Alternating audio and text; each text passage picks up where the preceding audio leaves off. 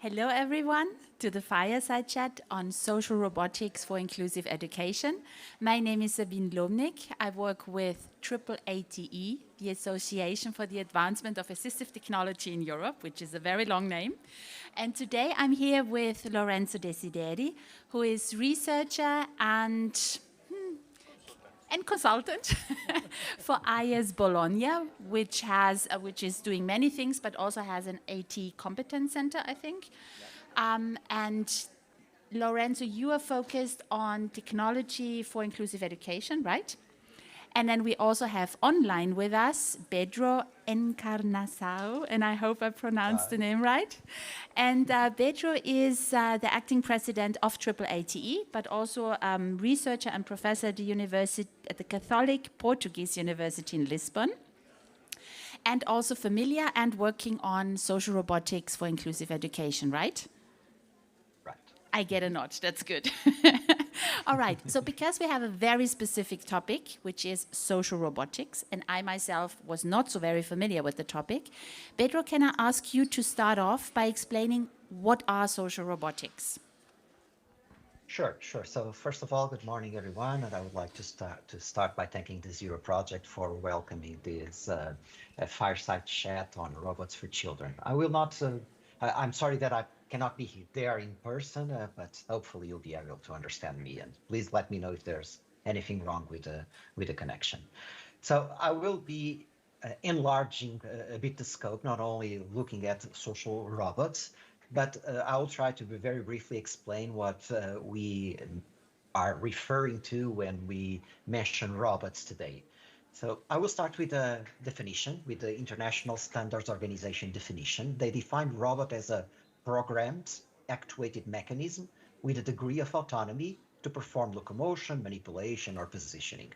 What I believe it's important to stress out here under this definition is that robots have a physical presence and some degree of autonomy. So we are ruling out those software agents that perform tasks automatically. So that's not what we are talking about. We are talking about robots that have a physical presence. And there are several types of robots. We have, for example, industrial robots that are used in industrial environments, and we have service robots that perform useful tasks for humans or equipment, and we will be focusing on this later type.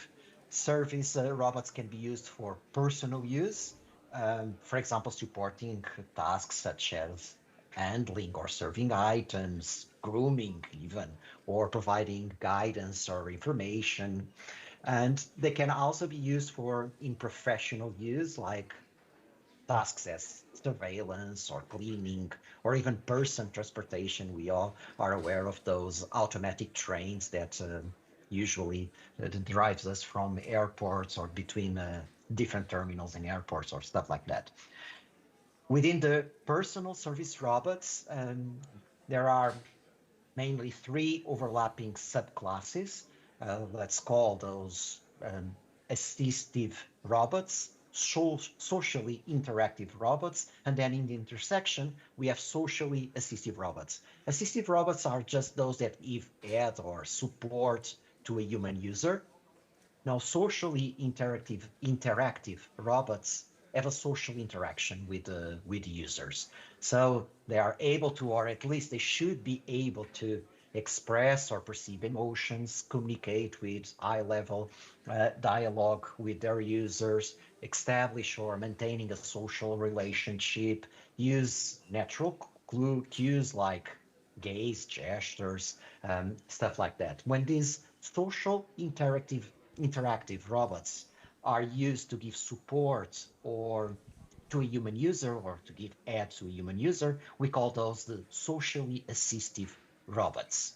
Okay, so these socially assistive robots create a close and effective interaction with the human user for the purpose of giving assistance and achieving measurable progress in, I don't know, convalescence or rehabilitation, learning, etc. So directly answering your question, we are referring to physical robots for personal use that assist people, adding or supporting them through social interaction or other interaction. Okay, wonderful, Pedro. I think that was really important just to situate all the people who are not so familiar with the topic yet. Before I switch then to Lorenzo, and we will hear about, you will give us concrete examples of what that means and what you can do in practice. Before that, Pedro, I would just ask you, what are the common misconceptions? Because probably everyone has some imagination about robotics, and they might not fit with the reality. Yeah, people often picture robots as having a humanoid shape, being highly intelligent and capable of perceiving and acting upon the environment as a human. And the current AI hype helps to build that image. I'm afraid that we are very far from that yet. So current robots are pretty stupid. I need to say that. They are capable of a limited reasoning, but only inferring from examples. They are not capable of inductive reasoning as humans are, and their physical capabilities are very, very, very constrained.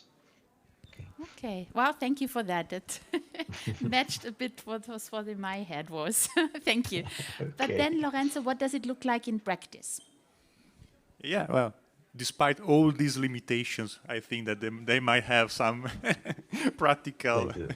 uses. No, I wanted just to mention one thing. They may allow for tailored interventions. Let's give an example. There is, from experience, but also from evidence, we know that all children, for instance, are attracted to robots. They show a marked interest in interacting with robots with a humanoid appearance, the so-called humanoid robots. And especially children on the autism spectrum. Maybe not everyone, but some of them, most of them, have a very attraction towards interacting to these humanoid robots. So, and this might have very nice consequences and important consequences for tailored interventions. For instance, let's take the example of placing a robot, a humanoid robot, in a classroom in a mainstream school. All children attention is drawn to this humanoid robot. Children want to, and students want to interact with these robots. They show an interest in touching it, talking to it. But not just that. They will start soon to talk to each other about the robot. So the presence, the physical presence of a humanoid robot can be considered an opportunity for children to start to interact with each other. It is a kind of facilitator of child-to-child interaction, not child-to-robot interaction. So, if in this same classroom there is a student on the autism spectrum who might experience some difficulties in initiating or keeping a conversation with his or her peers, the presence of a humanoid robot may facilitate his or her peers to initiate a conversation with the student on the autism spectrum. In this way, we might assist to a more facilitated inclusion of the child on the autism spectrum in the social environment of the classroom. Building on that, in my municipality, in the municipality of Bologna, where we work, we started a project called Robot Valley, where we train teachers, especially in primary schools, to design teaching activities that include the presence of a humanoid robot with a view to facilitate the interaction of students in the classroom.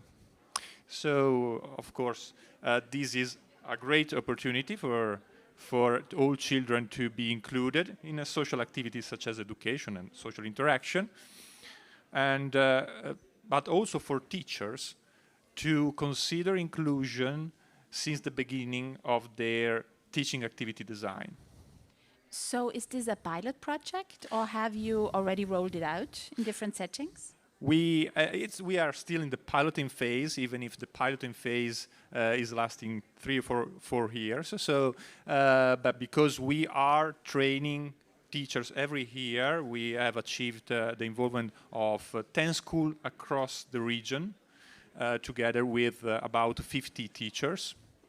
And so we are now planning to conduct research to collect evidence on our interventions, on our practices.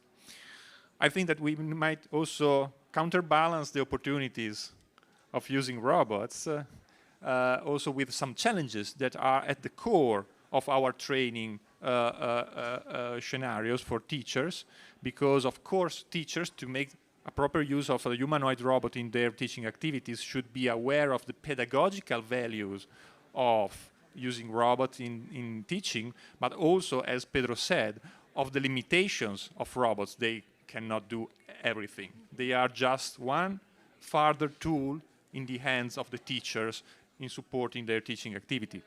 But also teachers need to be aware of some possible ethical considerations. For instance, we know that, and we observe that students, especially those on the autism spectrum, may form a kind of emotional attachment to humanoid robots. And so teachers need to be aware of these and need to be aware of the strategies that they can adopt to manage this situation and address it in a proper way. Okay, great. Thank you, Lorenzo. We are running quickly out of time, so I think we have 4 minutes left. But Pedro, can you add something, or do you like to add something to the opportunities and challenges in regard to social robotics? Yeah. In fact, I totally agree with Lorenzo. There's a vast potential for using robots in inclusive education. One can think of educational activities with a robot, enabled by a robot, or on a robot. When I say with a robot, I'm thinking about those activities like the ones that Lorenzo described, when we can have a robot in a class mediating the interaction between children, or just providing support to a particular child. But we can also have activities that are enabled by a robot. So, for example, suppose a child that is not able to manipulate, that person can use a robot to manipulate the educational items that are needed to perform a given activities. Or we can also use the robots to have the activities focusing on the robot, like programming a robot or building a robot. And then we have all children working together on the robot. So there is, in fact, a vast potential for robots. But in order to accomplish that, we need better robots. So we need smart robots that are technologically stable, reliable, low cost, that are easy to program, that provide the just right amount of support to children, and of course that are appealing to children. And we do need, as Lorenzo is doing, we need to trial those in real life scenarios. That's very, very, very important. Okay, very good. So I have a clearly defined wish list on what should happen. I think we have enough time left that I'll switch to Lorenzo and back to Pedro with what is your key message to the audience, and is there anything that the audience can do to help support your work? Yeah, well, the key message for the audience today, I would say, might be to consider robotics in general, but especially social assistive robotics, as a way to bridge technological advancements, research, with the need and imperative to promote more inclusive practices in our educational systems. So, social robots are not specialized devices for a selected few, but a gateway to inclusion for everyone, I would say. Oh, that's certainly a beautiful final statement. Pedro, what about you? Well, I would just like to add that we have set up a network that is called Robots for Children. This network is a group of people that envision a world in which these robotic applications are available and accessible for all. There's a lot of research that needs to be conducted. Perhaps Sabine and Lorenzo, you can share the link for that Robots for Children network with people that are attending this fireside chat. And we welcome new members, and we are looking forward always for opportunities to develop new projects and applying robots to new ideas. And so we strongly believe that robots have a huge potential to help children with disabilities. Okay, perfect. Thank you. So with that, I invite everyone here and online, do check out Lorenzo and Pedro's background. Their information is available on the conference website. And then certainly we can include we include on the social media, and then also going further, the links to the networks that Pedro mentioned. Great. And with that, thank you very much. Thank you. Thank you so much.